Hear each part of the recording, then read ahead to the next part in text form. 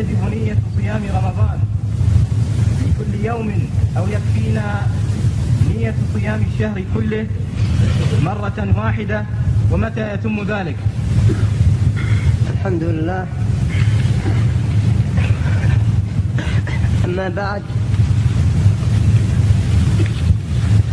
فالرسول صلى الله عليه وعلى آله وسلم يقول: إنما الأعمال بالنيات وإنما لكل امرئ ما نوى، دليل على أنه لا بد من النية في الأعمال.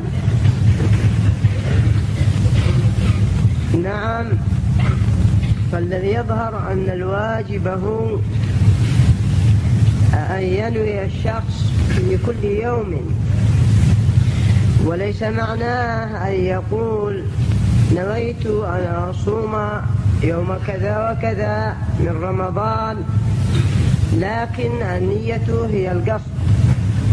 فقيامك للسحور يعتبر نية، وإمساكك عن الطعام والشراب يعتبر نية.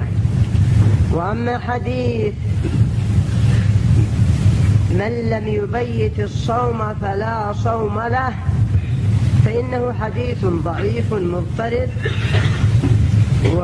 وإن حسنه بعض العلماء فالصحيح فيه الاضطراب.